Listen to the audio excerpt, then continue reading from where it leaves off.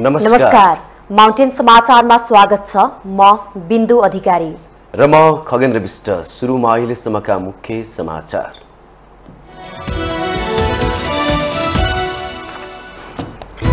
काभ्रे पलाञ्चोकको बेथानचोक गाउँपालिका 4 चलाल गणेशस्थानमा बस दुर्घटना हुँदा मृत्यु हुनेको संख्या 18 पुग्यो।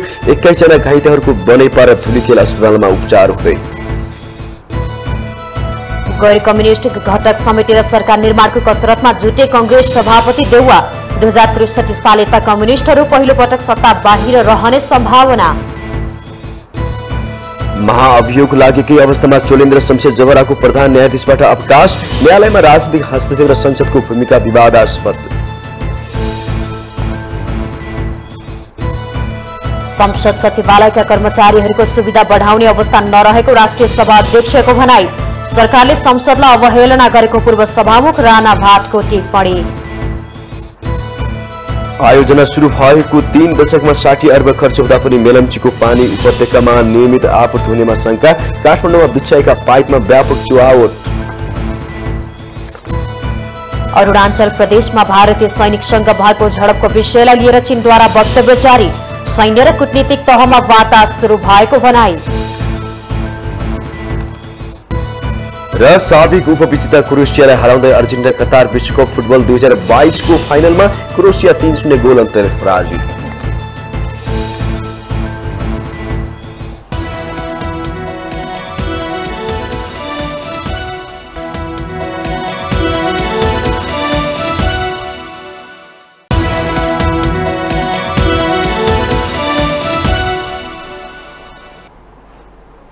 अब समाचार विस्तारमा। काभ्रे पलाञ्चोकको बेथानचोक गाउँपालिका 4 चलाल गणेशस्थानमा बस दुर्घटना हुँदा मृत्यु हुनेको संख्या 18 पुगेको छ। मंगलबार साँझ 6 बजे 3 ख 4385 नम्बरको बस दुर्घटना हुँदा मृत्यु हुनेको संख्या 18 पुगेको काभ्रे प्रहरीले जनाएको छ। 21 घाइते भएका छन्। 39 जना सवार बस दुर्घटनामा 13 जनाको दुर्घटनास्थल तथा 5 को उपचारका क्रममा अस्पतालमा मृत्यु भएको हो। बनेपा नगरपालिका 11 बाट व्रतबन्धका लागि बेथानचोक गाउँपालिका 5 स्थित च्याल्टी पुगेर फर्किँदै गरेको रिजर्भ बस दुर्घटना भएको हो। घाइते सबैको बनेपा स्थित शिर मेमोरियल र धुलीखेल अस्पतालमा उपचार भइरहेको प्रहरीले जनाएको छ। अस्पताल दुर्घटनास्थलमा नेपाल प्रहरी र नेपाली सेनाको टोलीले डोजर प्रयोग गरी उद्धार गरेको हो।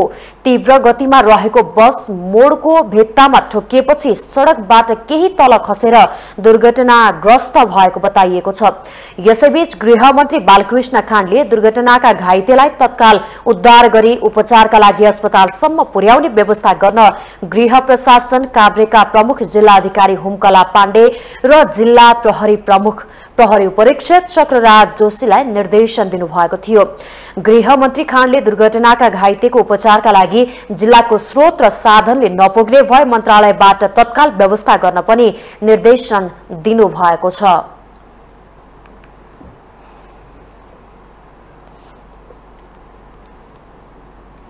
दुई 2063 साल यता नेपालका कम्युनिस्टहरू सधैँ सत्तामा रहे। कम्युनिस्ट पार्टीबाट 5 जना प्रधानमन्त्री समेत बने। अधिकांश समय सरकारको नेतृत्व गरेका कम्युनिस्टहरूले कांग्रेस नेतृत्वको सरकारमा पनि समेत सहभागिता जनाएको इतिहास छ। तर यसपटक अल्पमतमा परेका कम्युनिस्ट शक्ति सत्ता बाहिर पुग्न सक्ने वातावरण विकास हुँदैछ। जनआन्दोलनपछि पहिलो पटक कम्युनिस्टहरू सत्ता बाहिर रहने अवस्था विकास भएको छ। नेपाली कांग्रेसका सभापति शेरबहादुर देउवाले कम्युनिस्टहरूलाई सत्ता बाहिर राख्ने विकल्प सहित बढ्न खोजेको संकेतहरू मिलिसकेको छ।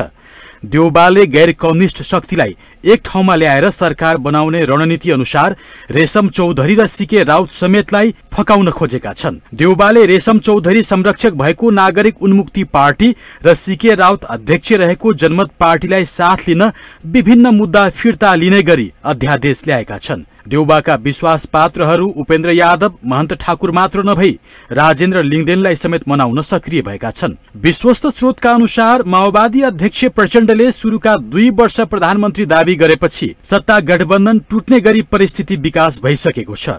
देउबा कुनै हालतमा प्रधानमन्त्री छाड्ने पक्षमा देखिएका छैनन्। प्रचण्ड पनि प्रधानमन्त्री नछाड्ने पक्षमा छन्। देउबाले प्रधानमन्त्री मात्र नभई राष्ट्रपति, उपराष्ट्रपति, सभामुख र उपसभामुख जस्ता महत्वपूर्ण पद बाँडफाँडलाई लिएर पनि गठबन्धनको विकल्पतर्फ ध्यान दिन थालेको बुझिएको छ। चुनावी नतिजाले गठबन्धन नै बहुमतमा रहेन, यसले देउबालाई विकल्प खोज्ने बहाना भएको छ। उनी गठबन्धन बाहिर गएर राष्ट्रिय स्वतन्त्र पार्टी, राप्रपा, जसपा, लोसपा, नागरिक उन्मुक्ति र जनमत समेतलाई मिलाएर लाने गरी बढिसकेका छन्। यस्तो अवस्थामा गैर कम्युनिस्टको बहुमत हुन सक्छ। प्रतिनिधि सभामा गैर कम्युनिस्टमा कंग्रेसको 89, राष्ट्रिय स्वतन्त्र पार्टीको 20, राप्रपाको 14, जसपाको 12, जनमतको 6, लोसपाको 4, नागरिक उन्मुक्तिको 3 र स्वतन्त्र 5 गरी कुल 153 सीट छ। कम्युनिस्टहरू मध्ये एमालेको 78, माओवादी केन्द्रको 32, नेकपा यसको 10, जनमोर्चा र नेमखिपाको 1-1 गरी कुल 122 सीट रहेको छ। कम्युनिस्टहरू अल्पमतमा पर्दा कंग्रेसलाई गैर कम्युनिस्ट शक्तिको सरकार बनाउने बलियो आधार र बहाना दुवै मिलेको छ। माउन्टेन टेलिभिजन एचडी का लागि राजेन्द्र प्रकाश ढकालको रिपोर्ट। चोलेन्द्र शमशेर जबराको प्रधान न्यायाधीशका रूपमा कार्यकाल विवादास्पद बन्यो। न्यायालयको शक्तिलाई उनले आफ्नो शक्ति विस्तारका लागि उपयोग गर्न सके, जसका कारण अदालतमा राजनीतिक हस्तक्षेप बढ्ने ढोका अझ बढी उघारिए। नेताहरूको शक्ति संघर्षमा जबरा अस्त्र बन्न पुगे, जसले उनीमाथि महाभियोगकै अवस्थामा अवकाश दिलायो। एक रिपोर्ट।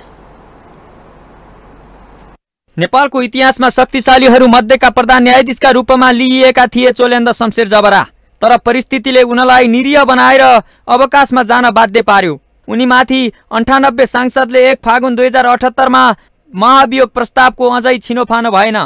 सर्वोच्च अदालतबाट विदाई हुनुपर्नेमा उनी प्रवेश नै गर्न पाएनन्। जबराले महाभियोग लाग्दा 2 पटक अदालत प्रवेश गर्ने प्रयास नगरेका होइनन्। मंसिरका लागि चुनाव घोषणा भएपछि प्रतिनिधि सभा नरहेकोले महाभियोग पनि स्वतः निष्प्रभावी रहेको तर्क गर्दै प्रवेश गर्न खोजे, तर बालुवाटारबाट निस्कन नै सरकारले रोकिदियो। गत हप्ता संघीय संसद सचिवालयका महासचिवले जबरा विरुद्धको महाभियोगको निष्प्रभावी रहेको पत्र थमाएपछि पनि अदालत पस्न खोजे, तर अदालतको आदेशले रोकिए। यसरी जबराको अवकाश महाभियोगकै अवस्थामा भयो। यसपटकको बारले के भन्यो भन्दाखेरि हामी कुनै पनि भ्रष्टाचारीले यो या भ्रष्टाचार गर्छु भन्ने आँट गर्ने व्यक्ति चाहिँ न्यायालयतिर फर्कनु हुँदैन भन्ने हाम्रो अभियान हो। त्यो अभियानमा हामी एकदम लागि परेका छौँ। त्यसैले कयौँ मान्छेहरू हामीलाई भन्दछन् उहाँसँग सम्बन्ध भएका व्यक्तिहरू होलान्, तर उहाँहरूलाई नराम्रो लाग्यो होला हाम्रो आन्दोलनले। तर प्रश्न के हो भने नेपाल बार एसोसिएसन अब हामीले ठुल्ठुला यो परिवर्तनका संवाहक भएका छौँ। यो बेलामा पनि यो भ्रष्टाचार विरोधी अभियानको संवाहक हामी हौँ। हामीले त्यसलाई चाहिँ निर्केलमा पुर्याउनु पर्दछ। अब नेपालको न्यायालयलाई भ्रष्टाचार मुक्त गर्नुपर्छ, विसङ्गति मुक्त गर्नुपर्छ। यो हामीले मात्रै भनेनौँ, स्वयं न्यायालयद्वारा गठित कमिटीहरूले पनि भनेको हुनाले अब त्यो अवस्था आउँछ। प्रधान न्यायाधीश भएकाहरू पछिल्लो समय राजनीतिक दाउपेचको अस्त बन्न थालेका छन्। विगतमा सुशीला कार्की विरुद्धको महाभियोग राजनीतिक दाउपेचको विषय बन्यो। गोपाल पराजुलीदेखि दीपकराज जोशीले समेत धक्का खान पुगे। यसरी न्यायालयमा राजनीतिक हस्तक्षेप डरलाग्दो तरिकाले बढेको विषय उठ्न थालेको छ। सम्पूर्ण गैर राजनीतिक क्षेत्रमा सम्पूर्ण राजनीतिक शक्तिको निर्णयले जे काम कारबाही गर्नुभयो त्यसैले यो विकृति विसङ्गति आयो। एक अर्को कुरा, संसदीय सुनवाई समितिमा राष्ट्रिय सभा र प्रतिनिधि सभाका गरेर 15 जना सदस्य हुन्छन्। 15 जना सदस्य भएर अब अहिले विवादमा आएको चोलेन्द्र शमशेर राणालाई प्रतिनिधि सभा र राष्ट्रिय सभा दुईटै सभाको संसदीय सुनवाई समितिले प्रधान न्यायाधीश हुन्छ भन्यो। महाभियोग लगाउने प्रावधान संविधानमा छ, तर त्यसको छिनोफानो कति समयभित्र गर्ने भन्ने स्पष्ट छैन। यसैमा टेकेर वर्तमान सत्ता गठबन्धनले जबरा विरुद्धको महाभियोगलाई छिनोफानो गर्न दिएनन्। उनलाई महाभियोगकै अवस्थामा अवकाशमा पुर्याए। तत्काललाई गठबन्धनलाई यसको लाभ पुगे पनि भविष्यमा यसले गलत नजिर बसाल्ने देखिन्छ। संसदको 1/3 र सभामुख समेत आफ्नो हातमा रहेका शक्तिहरूले प्रधान न्यायाधीशलाई महाभियोगको डर देखाएर आफ्नो स्वार्थमा चलाउन सक्छ। प्रधान न्यायाधीशले नै न्याय नपाएको अवस्थामा सर्वसाधारणले कसरी समयमै न्याय पाउलान् भन्ने प्रश्न पनि उठेको छ। माउन्टेन टेलिभिजन एसडी का लागि लक्ष्मीप्रसाद नेउपानेको रिपोर्ट। नेकपा एकीकृत समाजवादीका नेता झलनाथ खनालले आफू उम्मेदवार रहेको इलाम 1 को निर्वाचन बदल हुनुपर्ने माग राखी सर्वोच्च अदालतमा रिट दिनु भएको छ। निर्वाचन अधिकृतले गरेको निर्वाचन परिणाम घोषणा बदल गरी फेरि मतदान हुनुपर्ने उहाँको माग छ। धाँधली गरी आफ्ना प्रतिस्पर्धीलाई निर्वाचित गराइएको भन्दै खनालले मंगलबार सर्वोच्च अदालतमा रिट निवेदन दर्ता गर्नु भएको हो। सर्वोच्च अदालतको संवैधानिक इजलासमा दर्ता भएको निवेदनमा उहाँले निर्वाचन आयोग इलाम 1 को निर्वाचन अधिकृतको कार्यालय इलामको मुख्य निर्वाचन अधिकृत, जिल्ला निर्वाचन कार्यालय इलाम, जिल्ला निर्वाचन अधिकारी अनि संघीय संसद सचिवालयलाई समेत विपक्षी बनाउनु भएको छ। यो क्षेत्रबाट खनाललाई हराउँदै नेकपा एमालेका महेश बस्नेत निर्वाचित हुनु भएको थियो। इलाम 1 मा एमाले उम्मेदवार महेश बस्नेत 25,753 मत सहित निर्वाचित हुनु भएको थियो भने खनालले 23,089 मत पाउनु भएको थियो।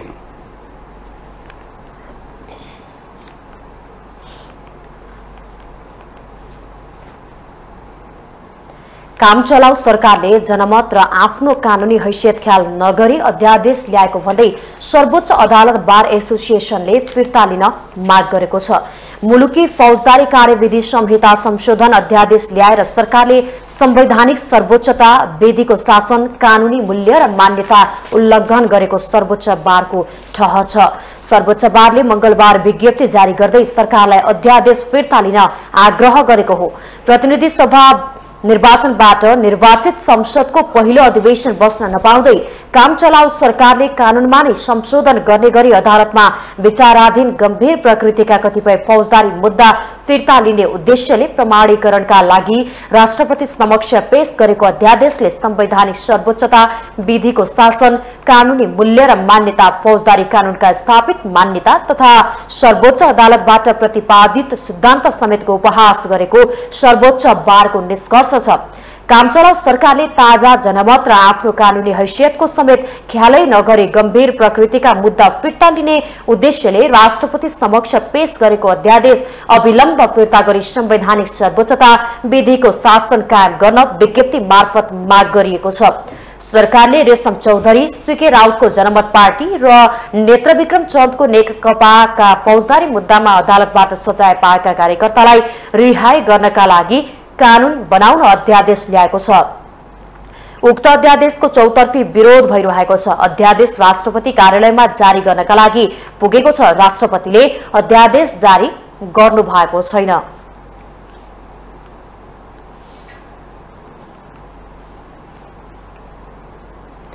राष्ट्रिय सभाका अध्यक्ष गणेश प्रसाद तिमेल सिन्हाले संसद सचिवालयका कर्मचारीहरूको सेवा सुविधा बढाउने अवस्था नरहेको स्पष्ट गर्नु भएको छ। संसद सचिवालयका कर्मचारीहरूले आफ्नो सेवा सुविधा वृद्धि गर्न माग गरिरहेका बेला अध्यक्ष तिमेल सिन्हाको यस्तो विज्ञप्ति आएको हो।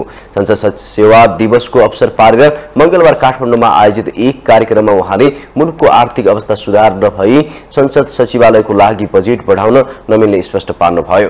अध्यक्ष तिमेल सिन्हाले देशको आर्थिक अवस्थामा सुधार आएपछि ती विषयहरूलाई सम्बोधन गर्न पहल गर्ने आश्वासन दिनुभयो।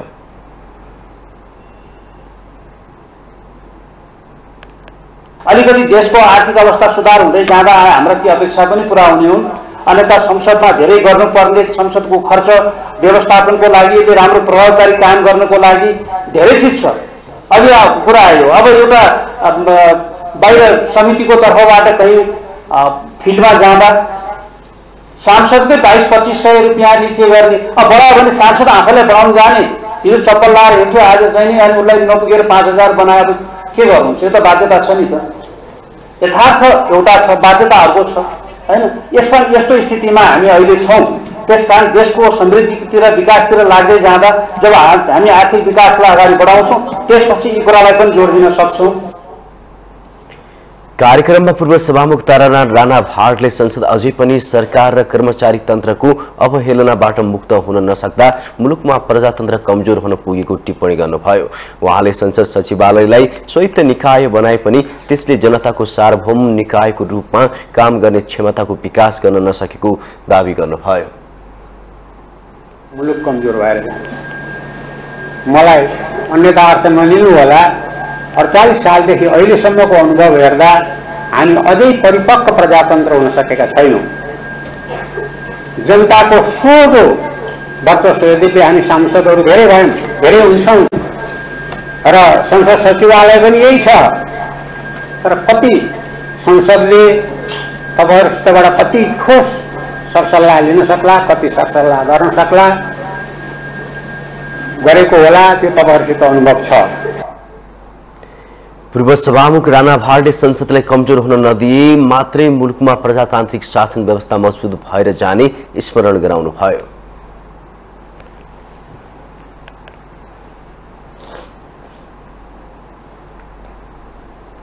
माउन्टेन समाचारमा पालो भएको छ ब्रेकको।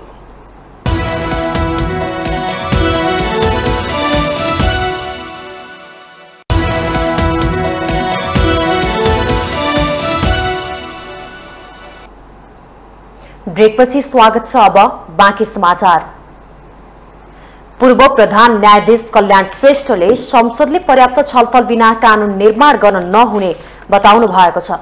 मंगलबार कानूनी शासन केन्द्रले काठमाडौँमा आयोजना गरेको अन्तर्संवाद कार्यक्रममा श्रेष्ठले संसदले पर्याप्त छलफल बिना कानून बनाउने गरेको टिप्पणी गर्नुभयो। उहाँले महत्वपूर्ण विधेयकहरूलाई नियम निलम्बन गरेर बिना छलफल पारित गरिएको भन्दै संसदको भूमिकाप्रति प्रश्न उठाउनुभयो।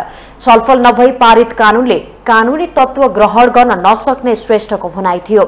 उहाँले कुनै पनि विषयमा सांसदहरूले आफ्नो धारणा स्पष्ट रूपमा राख्नुपर्ने बताउनुभयो। उठाएका विषयमा अल्पमतमै परे पनि सांसदहरूले आफ्नो कुरा राख्न छोड्नु नहुने भन्दै श्रेष्ठले दलको निर्देशनसँग आफ्नो स्वाभिमान र स्वायत्तता नझुकाउन आग्रह गर्नुभयो। त्यसले पनि कानुन तत्त्व त्यसले ग्रहण गर्छ र मलाई दुःख त्यहाँनिर लाग्छ। बरु कानुन नबनाउनु तर छलफल नछोड्नु, छलफल नगरिकन कानुन नबनाउनु। छलफल यहाँको मुख्य अधिकार हो। सहमत असहमत आफ्नै कुरा हो। असहमत हुने असहमत हुन्छन्, सहमत सहमत, आफ्नो भनाइ नभनी नछाड्ने। यो भनेको कुरा के हो भने हरेक सांसदको योग्यताको, क्षमताको, उच्च चाहनाको कुरा हो। यो स्वाभिमानको कुरा हो। कानूनी राज्यलाई संस्कृतिको रूपमा निर्माण गर्नुपर्ने उल्लेख गर्दै श्रेष्ठले कानूनी राज्यलाई संस्थागत गर्नुपर्नेमा जोड दिनुभयो।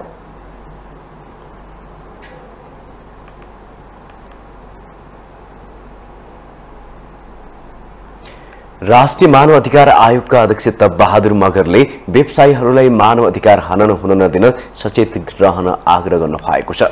मंगलबार काठमाडौँमा आयोजित एक कार्यक्रममा अध्यक्ष मगरले व्यवसायिक घरानाहरूबाट पनि मानव अधिकार हननका घटना हुने गरेकाले त्यसो हुन नदिने काममा खबरदारी गर्न सम्बन्धित पक्ष सक्रिय हुनुपर्ने स्पष्ट पार्नु भएको हो। हरेक क्षेत्रको कानून बनाएर मानव अधिकार हनन हुन नदिन सरकार प्रतिबद्ध भएर लाग्नुपर्ने उहाँको भनाइ थियो।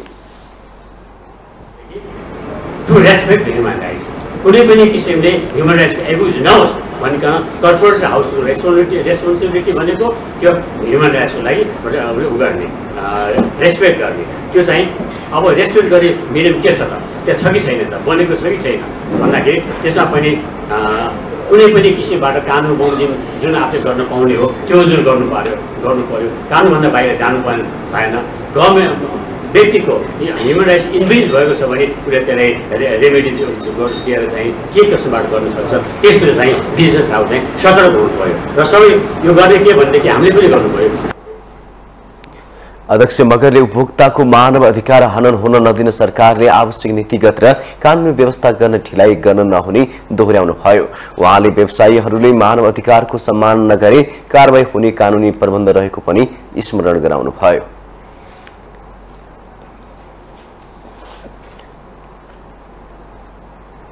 मेलम्ची खानेपानी आयोजना सुरु भएको झण्डै 3 दशक पुग्यो। यो बीचमा थुप्रै दलहरू सरकारमा पुगे तर कुनै पनि सरकारले प्राथमिकता दिएन। जसका कारण लागत बढेर 60 अर्ब रुपैयाँ पुगिसक्यो। तर काठमाडौँवासीले मेलम्चीको पानी सहज रूपमा उपभोग गर्न पाएका छैनन्। उपत्यकावासीले पानी नियमित रूपमा कहिलेबाट पिउन पाउँछन् भन्ने जवाब स्वयं सरकारसँग पनि छैन। एक रिपोर्ट। मेलम्चीको पानी काठमाडौँमा झार्ने योजना भन्दा पनि 10 लिने होडमा नेतादेखि मन्त्रीसम्म लाग्दा समेत उपत्यकावासीले भने अहिलेसम्म सहज रूपमा पानी पिउन पाएका छैनन्। आयोजना अध्ययनको 34 वर्ष र निर्माण सुरु गरेको 22 वर्ष बित्दा पनि विभिन्न सरकारका प्रमुखहरूले 5 पटक उद्घाटन गरिसकेका छन्। तैपनि पानी नियमित आउने सम्भावना देखिँदैन।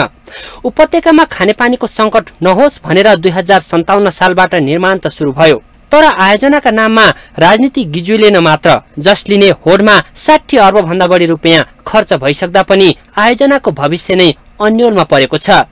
कहिले प्राकृतिक प्रकोपको चपेटा त कहिले राजनीतिक हस्तक्षेप र ठेकेदारहरूको लापरवाहीले मेलम्चीको पानी पिउने उपत्यकावासीको रहरमै सीमित भएको छ। अब यसमा बजेट थप्ने गर्ने भन्ने कुरा के छ भने सरकारले एकैचोटि रिसोर्सको व्यवस्था गर्न नसकेको कारणले पटक पटक थप्ने, आयोजना लम्बिने। हामी कहाँ एउटा समस्या के छ भने बजेट थोरै एलोकेसन गर्ने र समयमा आयोजना नसक्ने रोग हामी कहाँ छँदैछ। त्यो रोगको कारणले नै मेलम्ची धेरै वर्ष लाग्यो हो। मलाई लाग्छ कि अब अहिले मेलम्ची आयोजना सम्पन्न भइसकेको छ। अब बरु नियमित रूपमा पानी आपूर्ति गराउनु नै मन्त्रालयको मुख्य जिम्मेवारी भएको भएर हामी त्यही काममा लागेका छौँ र अब नियमित रूपमा पानी आपूर्ति हुन्छ। मैले अहिले तपाईँलाई यति भन्न सक्छु। बजेट थप्ने गर्ने भन्ने कुरा त के भने आयोजना सञ्चालनको लागि चाहिने रकम, आवश्यक रकम सरकारले दिनु नै पर्ने हुन्छ र हामीलाई उपलब्ध भइरहेकै अवस्था छ अर्थ मन्त्रालयबाट र हामी फेरि थप चाहियो भने नि माग्छौँ। 2077 साल चैतमा तत्कालीन प्रधानमन्त्री केपी शर्मा ओली नेतृत्वको सरकार हुँदा पहिलो पटक काठमाडौँमा पानी वितरण गरिएको थियो। तर 2078 साल जेठ मसन्तमा मेलम्चीमा आएको बाढी पहिरोले आयोजनाको मुख्य सुरुङ बाहेकमा क्षति पुर्याएको थियो। 2078 चैतमा मर्मत सम्भार गरेर पुनः पानी वितरण गरियो। त्यसपछि वर्षा सुरु भएसँगै पुनः पानी वितरण रोकियो। अहिले फेरि हिउँदमा पानी वितरण सुरु गरिएको छ, तर यो स्थायी होइन। अब फेरि बर्खा लागेपछि मुहान बन्द गर्नुपर्ने अवस्था आउने देखिन्छ। मन्त्रालयले 12 महिना पानी वितरण हुने भने पनि तत्काल सम्भावना देखिँदैन। सिन्धुपाल्चोक जिल्ला चाहिँ अलिकति डिजास्टरको प्रोन एरियामा पर्छ, किनकि त्यहाँ सुक्खा, बाढी पहिरो, हावाहुरी, असिना, चट्याङ सबै किसिमका चाहिँ डिजास्टरको एरियामा पर्ने भएर हाम्रो आयोजना, त्यो आयोजनाबाट आउने पानीलाई हामीले चाहिँ नि किन बन्द बिचमा गरेका थियौँ भने तपाईँले बन्दको कुरा पनि गर्नुभयो। त्यतिखेर पानी चाहिँ डिजाको सुरुङमा केही उहरू आएर बोल्डरहरू आएर रोकिया भएर हामीले बन्द गरेका, किन सुरुङमा बढी क्षति नपुगोस् भन्ने उद्देश्यले हामीले बन्द गरे हो। र यहाँ काठमाडौँमा पानी वितरण गर्ने अथोरिटीहरू हाम्रो केयुकेएल, काठमाडौँ उपत्यका विकास खाने बोर्ड र चाहिँ केयुकेएल छ, यिनीहरूले वितरणको काम गर्छन्। मुहानबाट पानी ल्याउने चुनौती त छँदैछ। अर्कोतर्फ उपत्यकामा पानी वितरण गर्न राखिएका पाइपबाट चुहावट हुँदा सडक नै जलमग्न हुने अवस्था देखिएको छ। मुहानकै समस्या समाधान गरिए पनि उपत्यकाको पानी लाइनमा देखिएको चुहावटले पनि यो योजनाको सफलतामा अर्को चुनौती थपिएको छ। माउन्टेन टेलिभिजन एचडीका लागि क्यामेरामा विवेक श्रेष्ठका साथमा बटुक राजगिरीको रिपोर्ट। लुम्बिनी प्रदेशका मुख्यमन्त्री कुलप्रसाद केसीले आफू नेतृत्वको प्रदेश सरकारले संहिता कार्यान्वयनका लागि गर्व गर्न लायक काम गरेको दावी गर्नु भएको छ। लुम्बिनी प्रदेश कार्यालय पुटोलले लालमटिया स्थित मुख्यमन्त्री कार्यालयका आयोजना गरेको कार्यक्रममा मुख्यमन्त्री कुलप्रसाद केसीले यस्तो दावी गर्नु भएको हो। प्रदेशको राजधानी सार्ने अघिल्लो प्रदेश सरकारको निर्णय कार्यान्वयन गर्न सफल भएको बताउनु भयो। आफू नेतृत्वको प्रदेश सरकारले प्रदेशभित्र रहेका सबै जिल्लालाई जोड्ने गरी 1300 किलोमिटर पहाडी मार्ग बनाउने, लुम्बिनी प्रादेशिक विशेषज्ञ अस्पताल तथा लुम्बिनी प्रादेशिक विश्वविद्यालय स्थापना गरेर संघीय शासन व्यवस्थालाई बलियो बनाउने दायित्व पूरा गरेको उहाँको तर्क छ। विशेषज्ञ अस्पताल जसबाट हाम्रा 50औं लाख समुदायले मात्रै लाभ नलिएर अझै छिमेकी प्रदेशकाले पनि लिन मिल्ने गरी हामीले एउटा अर्को गौरवको योजना बनायौँ। लुम्बिनी प्राविधिक विश्वविद्यालय जो नेपालगञ्जमा छ त्यो स्थापित गरिएको छ र यसको सम्पूर्ण संरचना, उद्घाटन सबै काम सिद्धिएको छ। अब यो वर्षदेखि नै 3वटा पढाइलाई व्यवस्थित गर्नको निम्ति हामीले योजना बनाएका छौँ। मुख्यमन्त्री केसीले प्रदेश सभा भवन निर्माणको काम पनि सकिएको र आगामी प्रदेश सभाको बैठक पनि देउखुरीमा गरिने जानकारी दिनुभयो। उहाँले केही दिनभित्रै मन्त्रालयहरूका सबै काम पनि राजधानी देउखुरीबाटै हुने भन्दै लुम्बिनी प्रदेशको राजधानी सबैलाई पाइक पर्ने दाङको देउखुरीलाई चयन गरिएको दोहोर्याउनु भयो।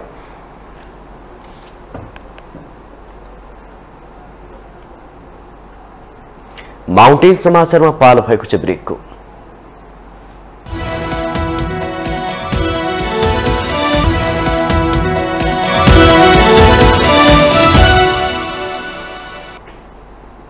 ब्रेकपछि स्वागत छ। अब बाँकी समाचार। नेपाली कांग्रेसका महामन्त्री गगन कुमार थापाले ऐन नियम बनाउने क्रममा दलहरू विभाजित बन्न नहुने बताउनु भएको छ। मंगलबार प्रेस लैंगिक नीति सम्बन्धी एक कार्यक्रमलाई सम्बोधन गर्दै उहाँले संसदमा रहेका दलहरू नीति नियम निर्माणका बेलामा एक ठाउँमा उभिनुपर्ने बताउनु भएको हो। उहाँले आम नागरिकका समस्या समाधानका लागि नीति निर्माणको आवश्यकता रहेको भन्दै नीति नियम बनाउने कुरामा सबै राजनीतिक दलहरूले समस्या समाधानका लागि गहन अध्ययन र अनुसन्धान गरी एकजुट हुनुपर्नेमा जोड़ दिनुभयो। महामन्त्री थापाले सरकारी पक्षलाई सबैले आफ्ना क्षेत्रका समस्या समाधानका लागि सम्भावित विषयहरूको जानकारी समय समयमा गराए नीति निर्माणकर्ताले पनि सोही अनुसार आफ्ना धारणाहरू गम्भीरताका साथ उठान गर्न सक्ने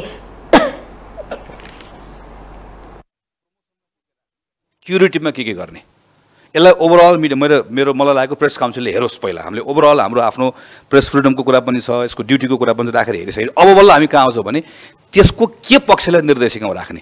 तपाईँहरूको निर्देशिका मैले यहाँ बसेर हेरेँ, अहिले सबै कुरा पढेँ। यो यसमा अघि छुटेको कुरा थुप्रै आइसकेको छ। यसको शीर्षकदेखि अघि नै सविताजीले पनि भन्नुभयो, यसको शीर्षकदेखि धेरै कुरामा सुधार गर्ने कुरा छन्। मलाई लागेको चाहिँ त्यसमा खालि थप्न मात्र खोजेको। अब निर्देशिकाभित्र जुन कुरा हामी निर्देशिकामा आयौँ, निर्देशिकाको पनि आफ्नो सीमा हुन्छ, फेरि सबै कुरा निर्देशिकाले गर्दैन। स्वतन्त्रता थप संकुचित भए समुन्नतिको मापनमा पछिरो परिने महामन्त्री थापाको भनाइ थियो।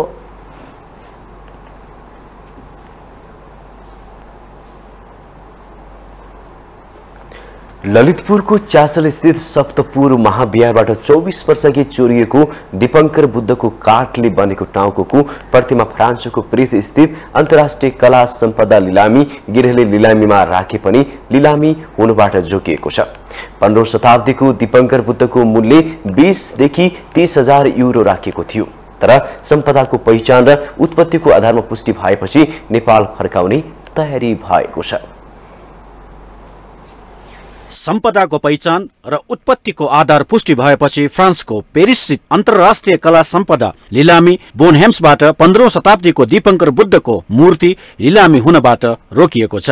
ललितपुरको सप्तपुर महाविहारबाट 2055 साल श्रावण 23 गते राति सुनको जलप सहितको 5 फिट अग्लो तामाको शाक्यमुनि बुद्धको मूर्ति र काठबाट निर्मित दीपंकर बुद्धको टाउको प्रतिमा चोरी भएको थियो। 24 वर्षपछि महाविहारबाट चोरिएका मूर्तिहरूमध्ये दीपंकर बुद्धको काठले बनेको टाउको प्रतिमा फ्रान्सको पेरिसस्थित अन्तर्राष्ट्रिय कला सम्पदा लिलामी गृह बोन्सह्याम्सले लिलामीमा राखेको थियो। दीपंकरको मूर्ति लिलामीबाट रोकिए पनि बोन्सह्याम्सले नेपालबाट चोरी भएका 14औं शताब्दीदेखि अन्य 3 सम्पदा लिलामीमा राखेको छ। 19औं शताब्दीको विश्वरूपा विष्णुको मूल्य रु 4 देखि 6,000, 14औं शताब्दीको गरुडासन विष्णुको मूल्य 5,000 युरो र 11औं शताब्दीको लोकेश्वर प्रतिमाको लिलामी मूल्य 80,000 युरो तोकिएको छ। यी प्रतिमा आउँदो बिहिबार डिसेम्बर 15 मा लिलामीमा जान लागेको सम्पदा खोजी अभियान लस्ट आर्ट अफ नेपालले गत साता जनाएको थियो। सप्तपुर महाविहारका गुथियारहरूले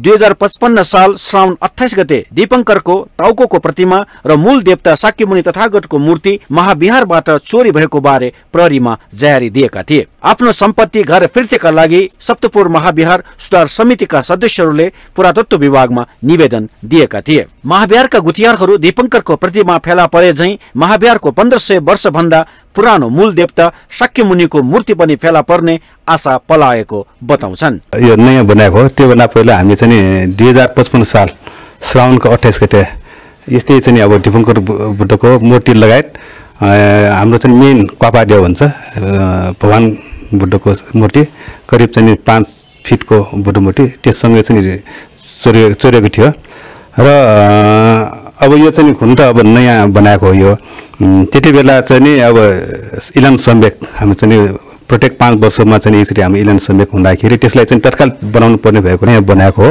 र त्यति बेला चाहिँ हामी त्यो चोर्दाखेरि त्यो टाउको त्यो दिपङ्कर बुद्धको टाउको र भगवान बुद्धको चाहिँ पुरा बढी नै चोरेको थियो। प्रथम चरणको काम भनेको चाहिँ हाम्रो चाहिँ रोक्ने काम हो त्यो होइन कि फेरि चाहिँ लिलाम गरिसकेपछि फेरि कहाँ जाने के हुन्छ। अब दोस्रो चरणको चाहिँ हामी फिर्ता लिने चाहिँ हामी चाहिँ त्यो प्रोसेसमा छौँ। आज पनि हामी बिहान हामी चाहिँ भेटघाट गरेर के गर्ने कसो गर्ने चाहिँ हामी अब प्रक्रियामा छौँ र हामी चाहिँ वडा स्तरबाट नै जाने भनेर वडामा पनि हामी चाहिँ निवेदन हालिसकेका छौँ र चाहिँ यसै अब क्रमशः चाहिँ हामी चाहिँ अब सबैको सहयोग लिएर सबैको चाहिँ कसरी अब जाने हो त्यो सबै सहयोग प्रक्रिया खोजेर हामी चाहिँ फिर्ता लिने चाहिँ हामी कोसिसमा छौँ। दिपङ्कर बुद्धको टाउको चोरिँदा त्यसमा रहेको मुकुट र हातको कास्ट आकृति भने जोगिएको थियो। नियमित पाठ पूजाको लागि अर्को प्रतिरूप बनाएर राखिएको छ। अरू बिहारमा यस्ता दिपङ्कर बुद्धको प्रतिमा तामाको राखिने भए पनि विशेष कला कौशल भरिएको काठको दिपङ्करको मूर्ति भएकोले यो महाविहारमा मात्रै रहेको गुथियारहरूले बताउँछन्। वडा नम्बर 9 का वडा अध्यक्ष राजु महर्जन मूर्तिबारे जानकारी पाउन साथ यसलाई घर फिर्तीको पहल गरिरहेको बताउनुहुन्छ। दिपङ्कर तथागत ल्याउनको लागि हामी पहल गर्दै आएका छौँ, जसमध्येमा हामीले अब हिजै उहाँले दिएको निवेदन अनुसार आज हामीले यो पत्र तयार गर्दैथ्यौँ, ठ्याक्कै तपाईँहरूले फोन गर्नुभयो। हामीले चाहिँ पुरातत्व विभाग र महानगर प्रहरी प्रभाग मङ्गलबजारको लागि चाहिँ हामीले चाहिँ पत्र लेखिसकेका छौँ, जसअनुसार चाहिँ हामी यो आजै पठाउँछौँ। र जुन यो एमपी महाविहारको तोरण फिर्ता ल्याउँदाखेरिको चाहिँ प्रक्रिया अनुसार उहाँले चाहिँ हामीसँग के माग्नुभयो भन्दाखेरि एउटा चाहिँ त्यो फोटो सहितको फोटो चाहिँ उहाँले माग्नु भएको थियो र एउटा चाहिँ त्यो चोरी भएको निवेदन अथवा चाहिँ दर्ता नम्बर चाहिँ उहाँले माग्नु भएको थियो। जसअनुसार चाहिँ हामीले वडाबाट गर्न सक्ने पहल चाहिँ हामी गरिरहेका छौँ। आशा गरौँ र हामी पाटनमा रहेका 18 बहाल र 18 बैल मध्येको मुख्य बहिल कचबाको रूपमा चिनिएको सप्तपुर महाविहार झन्डै 1500 वर्ष अघि स्थापित भएको मानिएको छ। माउन्टेन टेलिभिजन एचडी का लागि क्यामेरामा प्रदीप घलानका साथ विसन्तर साक्यको रिपोर्ट। सरकारले विपद जोखिम न्यूनीकरण सम्बन्धी कार्यक्रममा स्थानीय प्रविधि तथा नयाँ आविष्कारहरूलाई प्राथमिकता दिने उद्देश्यले सरकारवालाहरूसँग परामर्श सुरु गरेको छ। गृह मन्त्रालयले मंगलबार काठमाडौँमा विपद जोखिम न्यूनीकरणका क्षेत्रमा काम गर्दै आएका तथा जोखिम न्यूनीकरणका लागि भएका स्थानीय प्रयास तथा आविष्कारक संघ संस्थासँग परामर्श गरेको हो। कार्यक्रममा विपदजन्य घटनाबाट हुन सक्ने जोखिम न्यूनीकरणका लागि स्थानीय संघ संस्थाहरूले अवलम्बन गरेको प्रविधि तथा आविष्कारका बारेमा छलफल भएको छ। गृह सचिव विनोद प्रकाश सिंहले स्थानीय स्तरमा भएका विपद जोखिम न्यूनीकरणका सफल अभ्यासहरूलाई सरकारले प्राथमिकता दिने बताउनुभयो। जोखिम न्यूनीकरणका क्षेत्रमा नेपालमा जनचेतना फैलाउने काम पर्याप्त भए पनि विपद मैत्री विकास निर्माण सम्बन्धी नीति नियमहरू बन्न नसकेको उहाँको भनाइ थियो। सचिव सिंहले सरकारवाला निकाय गम्भीर बन्न नसक्दा विकास निर्माण सम्बन्धमा भएका नीति नियम तथा कानूनको प्रभावकारी कार्यान्वयन हुन नसकेको स्वीकार गर्नुभयो। कार्यक्रमहरू मात्र हेर्ने हो भने कुनै देशभन्दा अथवा कुनै अन्य विकसित देश भनौँ त्योभन्दा हामी साह्रै पछाडि छैनौँ जस्तो लाग्दैन। तर के हामी साँच्चै कार्यान्वयनमा त्यसलाई कार्यरूपमा हामीलाई परिणत गर्न सकेका छौँ त? अहिले पनि हेर्ने हो भने त्यो प्रभावकारिता साह्रै न्यून छ। यद्यपि त्यो कार्यान्वयन गर्ने र नीति निर्माण गर्ने स्थानमै म छु भन्छु, तर विगत लगभग 25 वर्ष यो क्षेत्रमा प्रत्यक्ष अप्रत्यक्ष रूपमा मैले काम गरेको र नजिकबाट हेरेको हिसाबले हेर्दाखेरि हिजोभन्दा धेरै कुराहरू आएका छन्, धेरै विषयहरू हामीले समेटेका छौँ, तर ती कुराहरूलाई कार्यान्वयन गर्न सकिरहेको छैनौँ हामी। कार्यक्रममा एडीपीसीका नेपाल प्रतिनिधि मानबहादुर थापाले स्थानीय तहमा विपद जोखिम न्यूनीकरणका लागि गरेका प्रयासहरू अत्यन्तै प्रभावकारी देखिएकाले त्यस्ता प्रयासहरूलाई सरकारले संरक्षण गरी र प्रवर्धन गर्दै अन्यत्र पनि प्रयोग बढाउँदै लैजानुपर्ने बताउनुभयो।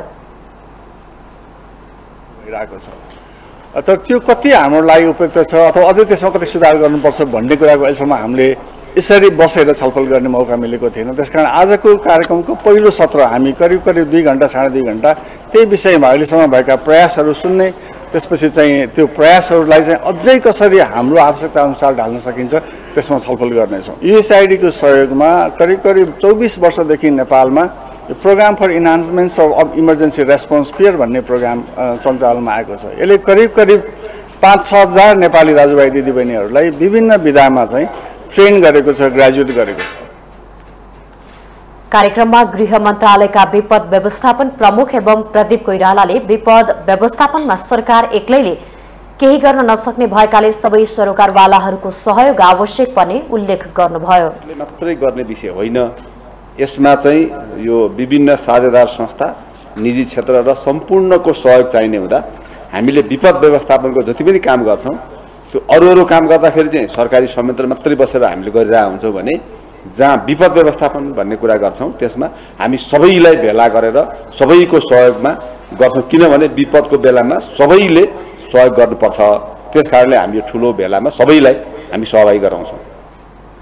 मन्त्रालयले विपद जोखिम न्यूनीकरणको क्षेत्रमा भएका प्रयास र आविष्कारहरूलाई संरक्षण र प्रवर्धन गर्ने उद्देश्यले सरकारवालाहरूसँग छलफल गरेको जनाएको छ।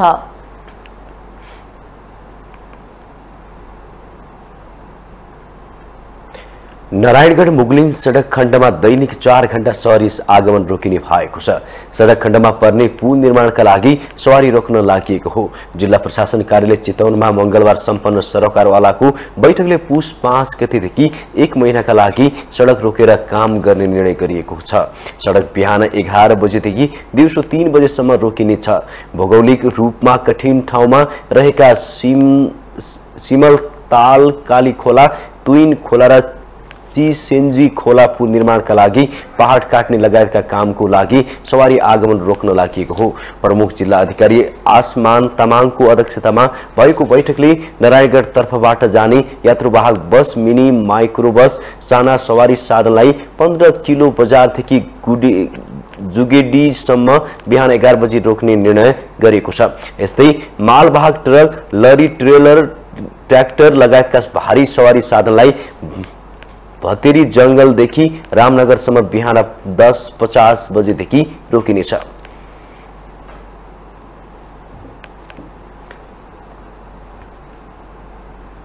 हामीसँग आर्थिक अन्तर्राष्ट्रिय खेल समाचार बाँकी छन्। माउन्टेन समाचारमा पालो भएको छ ब्रेकको।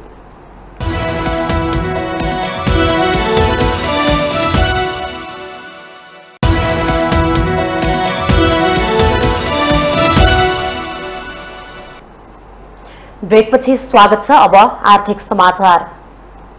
आर्थिक समाचारको साथमा जगदम्बा सुपर साइन तथा ग्याल्बा प्लस जीवनभरको भरोसा। प्रस्तुत छ रिद्धि सिद्धि सिमेन्ट, गुणस्तरको नयाँ स्तर। मेगा बैंक नेपाल लिमिटेड, विश्वास जित्दै अघि बढ्दै।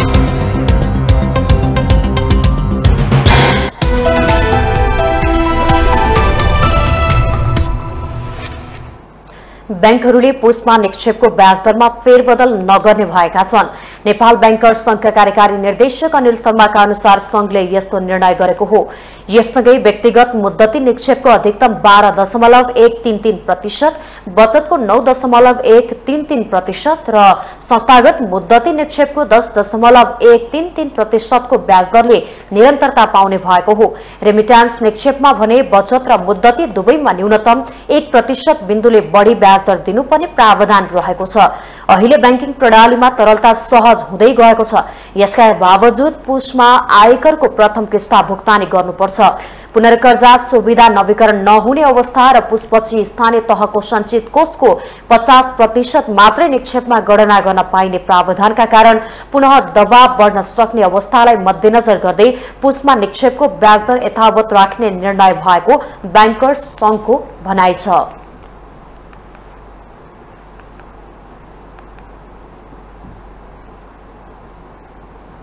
मंगलबार शेयर बजार परिसूचक नेप्से सामान्य अंकले घटेर बन्द भएको छ। मंगलबार 2.57 अंकले घटेको बजार 1879.70 बिन्दुमा झरेको छ। यस दिन बजारमा 0.13% को गिरावट आएको हो। सोमबार भने बजार बढेको थियो। मंगलबार कुल 248 धितो पत्रको 16,320 वटा कारोबारबाट 20,58,510 किता शेयर किनबेच हुँदा 77,70,89,990 165 रुपैयाँ बराबरको कारोबार भएको छ। जलविद्युत माइक्रो फाइनान्स, म्युचुअल फन्ड र निर्जीवन बीमा उपसूचक हरियो देखिए। अन्य सबै परिसूचक भने राताम्य रहेका छन्। मंगलबार CYC नेपाल लघुवित्त संस्थाको शेयर मूल्यमा सकारात्मक सर्किट लागेको छ। सान्जेन जलविद्युत company, Nabil balance seat fund, माथिल्लो तामाकोशी लगायतको शेयर मूल्य धेरैले बढेको छ। यस दिन तेह्रथोम पावर कम्पनीका लगानीकर्ता सबैभन्दा धेरै गुमाए। यो कम्पनीको मूल्य 3.29% घटेर 320 रुपैयाँ कायम भएको छ। Singati hydro power, Arun Kabeli power, infinity लघुवित्त सहितका कम्पनीका लगानीकर्ताले समेत धेरै गुमाए।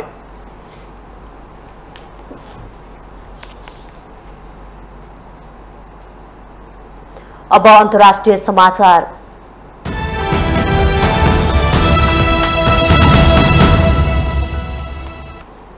भारतपछि चीनले पनि अरुणाचल प्रदेशको तवाङ सेक्टरको याङसे क्षेत्रमा डिसेम्बर 9 मा चिनिया र भारतीय सैनिकबीच भएको झडपलाई लिएर वक्तव्य जारी गरेको छ। डिसेम्बर 9 मा दुई देशका सैनिकबीच झडप भएको थियो। भारतका रक्षा मन्त्री राजनाथ सिंहले संसदमा चिनिया सेनाले तवाङ सेक्टरको याङसे क्षेत्रमा रहेको वास्तविक नियन्त्रण रेखामा अतिक्रमण गरेर यथास्थितिलाई एकतर्फी रूपमा परिवर्तन गर्ने प्रयास गरेको, तर भारतीय सेनाले त्यसलाई असफल बनाएको बताउनु भएको छ। सिंहले आफूहरूको सेनाले दृढताका साथ चीनको यो प्रयासको सामना गरेको भन्दै चिनिया सैनिकहरूलाई भारतीय भूमिमा अतिक्रमण गर्नबाट रोकेको जिकिर गर्नु भएको छ। यस झडपमा दुवै पक्षका केही सैनिक घाइते भए पनि कुनै सैनिकको मृत्यु नभएको उहाँको जिकिर छ। चीनले भारतसँगको सीमामा स्थिति स्थिर रहेको बताएको छ। चिनिया विदेश मन्त्रालयका प्रवक्ता वाङ वेनवीले भारतसँग सैन्य र कूटनीतिक तहमा वार्ता भइरहेको बताउनु भएको छ। दुई देशबीचको विवादित सीमा क्षेत्र तवाङमा रहेको लाइन अफ एक्चुअल कन्ट्रोलमा भएको झडपमा 6 जना भारतीय सैनिक घाइते भएका थिए।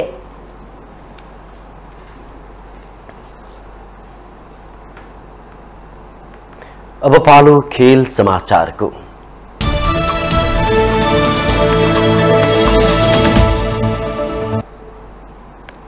साबिक उपविजेता क्रोएसियालाई हराउँदै अर्जेन्टिना फिफा विश्वकप फुटबलको फाइनलमा प्रवेश गरेको छ।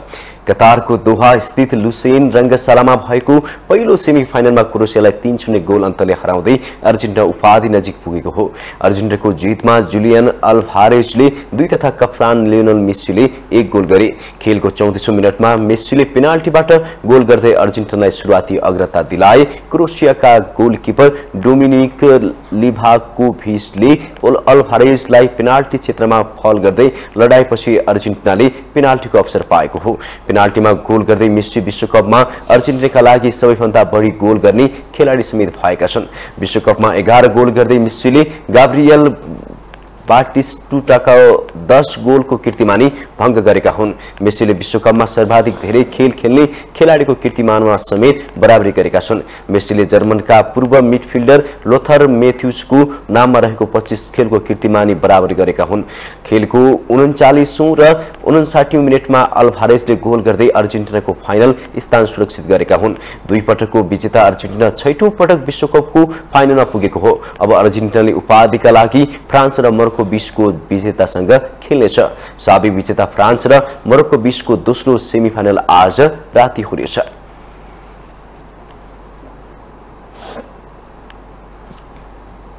बंगलादेशमा आयोजना हुने पहिलो संस्करणको Bangabandhu Asian under 23 central Asian John अन्तर्राष्ट्रिय पुरुष भलिबल च्याम्पियनसिपको खेल तालिका सार्वजनिक भएको छ।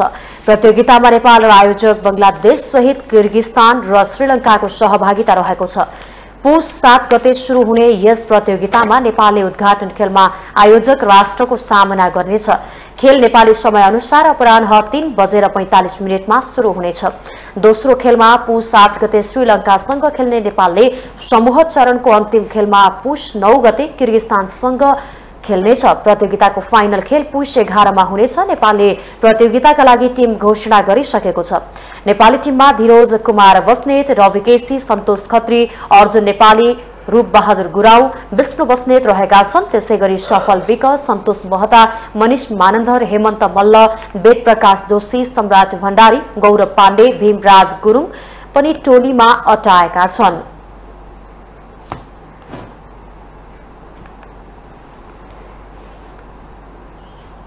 माउन्टेन समाचारमा पालो भएको छ ब्रेकको।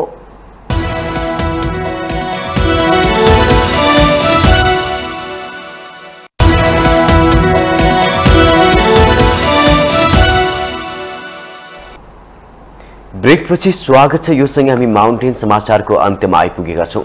जाँदै मुख्य समाचार पुनः एकपटक।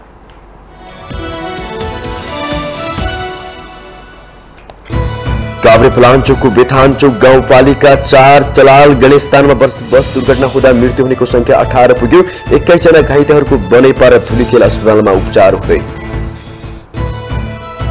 गैर कम्युनिस्ट घटक समेटेर सरकार निर्माणको कसरतमा जुटे कांग्रेस सभापति देउवा। 2063 साल यता कम्युनिस्टहरू पहिलो पटक सत्ता बाहिर रहने सम्भावना। महाअभियोग लागेकै अवस्थामा चोलेन्द्र शमशेर जवराको प्रधान न्यायाधीशबाट अवकाश। न्यायालयमा राजनीतिक हस्तक्षेप र संसदको भूमिका विवादास्पद। संसद सचिवालयका कर्मचारीहरूको सुविधा बढाउने अवस्था नरहेको राष्ट्रिय सभा अध्यक्षको भनाई। सरकारले संसदलाई अवहेलना गरेको पूर्व सभामुख राणा भाटको टिप्पणी। आयोजना सुरु भएको 3 दशकमा 60 अर्ब खर्च हुँदा पनि मेलम्चीको पानी उपत्यकामा नियमित आपूर्ति हुनेमा शंका। काठमाडौँमा बिछाएका पाइपमा व्यापक चुहावट। अरुणाचल प्रदेशमा भारतीय सैनिकसँग भएको झडपको विषयलाई लिएर चीनद्वारा वक्तव्य जारी।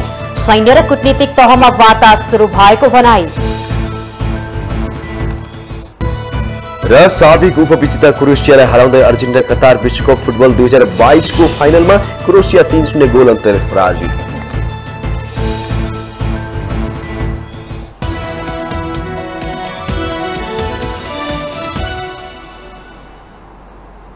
माउन्टेन समाचार अहिलेलाई सकियो। सत्य, तथ्य र निष्पक्ष समाचारका लागि माउन्टेन टेलिभिजन HD हेर्दै रहनुहोला। नमस्कार।